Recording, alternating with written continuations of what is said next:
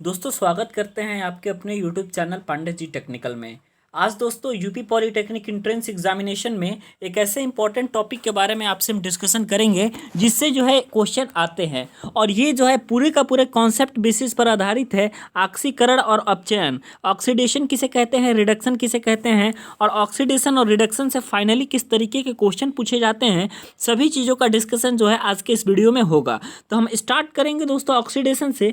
Oxidation क्या होता है दोस्तों? तो ऑक्सीडेशन का सबसे पहले हमको डेफिनेशन जानना जरूरी है। तो ऑक्सीडेशन का जो डेफिनेशन होता है वो ये होता है कि यदि किसी भी परमाणु से या फिर अणु या आयन से यदि इलेक्ट्रॉन अलग हो जाते हैं तो इलेक्ट्रॉनों का अलग होना ही जो है ये हमारा ऑक्सीडेशन कहलाता है। यानी किसी भी एटम से, किसी भी मॉलिक्यूल से हमारे यदि इलेक्ट्रॉन अलग हो जाएंगे तो इलेक्ट्रॉन का पृथक होना, इलेक्ट्रॉन का अलग होना ही हमारा ऑक्सीकरण कहलाता है। ठीक है, जाहिर सी बात है यदि किसी कहीं कहीं से यदि इलेक्ट्रॉन निकलता है या इलेक्ट्रॉन पृथक होता है तो उस पर धनावेशों की संख्या का मान जो होता है वो बढ़ जाता है तथा ऋणावेशों की संख्या का मान जो है ये कम हो जाता है। कॉन्सेप्ट कुछ इस तरीके से है कि यदि Na पॉजिटिव में से, यहाँ से समझिए, यदि Na पॉजिटिव में से एक इलेक्ट्रॉन निकल जाएगा तो यहाँ पर Na बन जाएगा। ठीक है, यहाँ पर इलेक्ट्रॉन क्या हो रहा है, पृथक हो रहा है। इस तरीके से यहाँ पे कौन सी घटना हुई, तो ऑक्सीकरण की घटना हुई। इसी तरीके से एल्यूमिनियम तभी बनता है जब aluminium ion state Al3 positive से अपने बाहरी कोश का 3 इलेक्ट्रॉन त्याग देगा।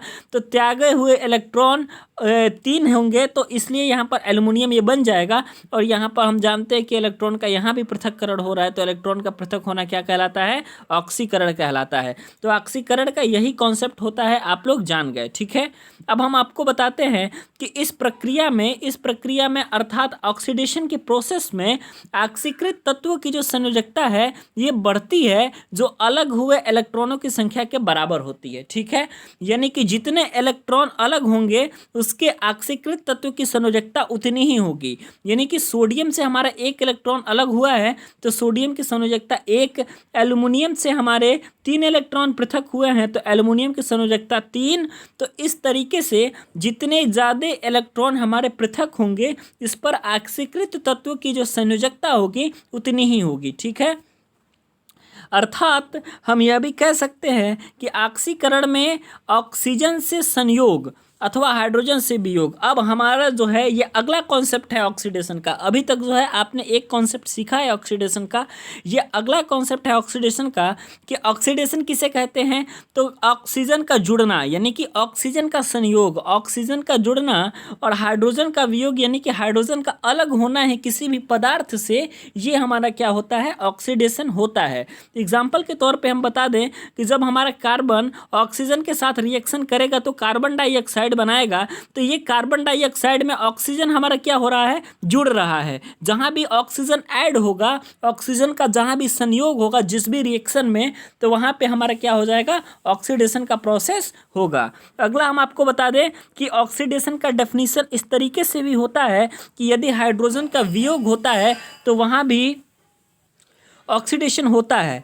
अर्थात यदि हाइड्रोजन अलग होगा, जैसे कि हम यहाँ पे बता दें रिएक्शन के माध्यम से जब अमोनिया ऑक्सीजन के साथ रिएक्ट करती है तो NO और H2O निकलता है तो हाइड्रोजन यहाँ पर नाइट्रोजन के साथ अटैच है, लेकिन प्रोडक्ट साइड में आप देख रहे हैं कि हाइड्रोजन नाइट्रोजन के साथ अटैच नहीं है। अर्थात हम कह सकते हैं कि हाइड्रोजन का वियोग हो गया, हाइड्रोजन वहाँ से हट गया। तो हाइड्रोजन का हटना और ऑक्सीजन का जुड़ना भी जो है एक ऑक्सीडेशन कहलाता है। तो ये भी आपका प्रोसेस हो जाएगा ऑक्सीडेशन का। तो ऑक्सीडेशन का टोटल प्रोसेस आपने पढ़ लिया, ऑक्सीडेशन का आपने कॉन्सेप्ट समझ लिया, ऑक्सीडेशन से किस प्रकार से क्वेश्चन आएंगे अब ये आप जान लीजिए। ऑक्सीडेशन का डेफिनेशन सीधे तौर पे पूछा जा सकता है या फिर ये भी पूछा जा सकता है कि उस आयन या तत्व की संयोजकता कितनी होगी। तो आपको ये भी पता करना है कि उसमें से कितने इलेक्ट्रॉन पृथक हो रहे हैं। जितने इलेक्ट्रॉन आपके पृथक होंगे उतनी ही आपकी ऑक्सीकृत तत्व की संयोजकता होगी। उसके बाद आपको दूसरा कॉन्सेप्ट भी पढ़ना है। क्वेश्चन कोई नहीं जानता कहां से पूछा जा सकता है।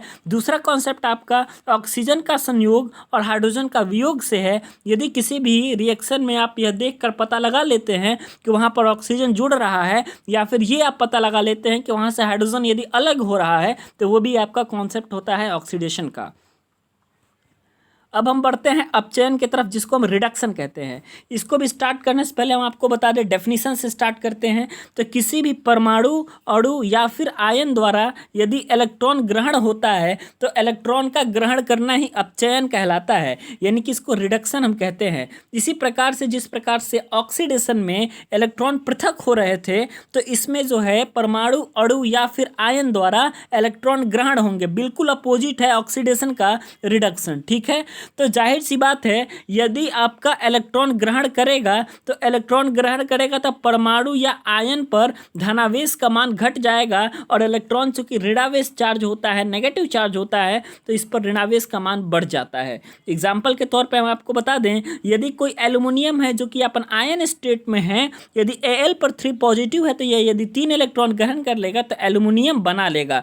तो यहाँ पर 3 इलेक्ट्रॉन ग्रहण हो रहे हैं, तो यहाँ पर कौन सा प्रोसेस हो रहा है? अपचयन का। जबकि इसके पहले वाले एग्जाम्पल में जहाँ हमने एल्युमिनियम का एग्जाम्पल दिया था, तो वहाँ पर हम ऑक्सीडेशन कह रहे थे। क्यों? क्योंकि वहाँ पर 3 इलेक्ट्रॉन निकल रहे थे, यहाँ पर 3 इलेक्ट्रॉन ऐड हो रहे हैं, तो हम जो है अपचयन कहेंगे, ठीक है। अगला हम आपको बता दें कि अपचयन का जो प्रोसेस होता है, तो अपचयन प्रक्रिया में अपचयित जो तत्व की संयोजकता है ये घटती है, जो कि ग्रहण किए गए इलेक्ट्रॉनों की संख्या के बराबर होती है, ठीक है। अब देखिए यहाँ पर जो है अपचयन की प्रक्रिया जहाँ भी होगी, तो जो भी अपचयित तत्व होगा उसका संयोजकता घटेगा, जो ग्रहण किए गए इलेक्ट्रॉनों की संख्या के बराबर होगा। जिंक 2 पॉजिटिव स्टेट में रहता है, यदि ये 2 इलेक्ट्रॉन ग्रहण कर लेगा तो यहाँ पर जिंक बन जाएगा, और ये जो बनेगा तो 2 इलेक्ट्रॉन ग्रहण किया तो अपचयित तत्व की संयोजकता 2 हो जाएगी, ठीक है। उसके बाद हम आपको बता दें कौन सा प्रोसेस होता है, तो साथ ही हाइड्रोजन के साथ जो संयोग होता है ऑक्सीजन से पृथक्करण, यानी कि दूसरा कॉन्सेप्ट है आपका रिडक्शन का। इसके पहले ऑक्सीडेशन का भी जब आपने दूसरा कॉन्सेप्ट पढ़ा था, तो आपको पता होगा कि ऑक्सीजन का जुड़ना और हाइड्रोजन का निकलना ही ऑक्सीडेशन कहलाता था। बिल्कुल इसी तरीके से जब हम रिडक्शन की बात करेंगे, तो हाइड्रोजन का संयोग होगा और ऑक्सीजन से पृथक्करण होगा, तो यही आपका क्या कहलाएगा? रिडक्शन कहलाएगा। और इसमें क्या होगा कि किसी भी पदार्थ के विद्युत ऋणात्मक अवयव का अनुपात घटाने या विद्युत धनात्मक अवयव का अनुपात बढ़ाना ही अपचयन कहलाता है, ठीक है। ये आपका कॉन्सेप्ट है। अब हम आपको बताते हैं कैसे हाइड्रोजन के साथ संयोग हो जाता है तो वो रिडक्शन हो जाता है। हाइड्रोजन जब क्लोरीन के साथ रिएक्शन करती है तो हाइड्रोक्लोरिक एसिड बनाती है। यहाँ पे आप देख रहे हैं कि क्लोरीन जो है हाइड्रोजन के साथ जुड़ रही है, और जहाँ भी हाइड्रोजन का संयोग होगा वो कॉन्सेप्ट हमारा रिडक्शन का हो जाएगा।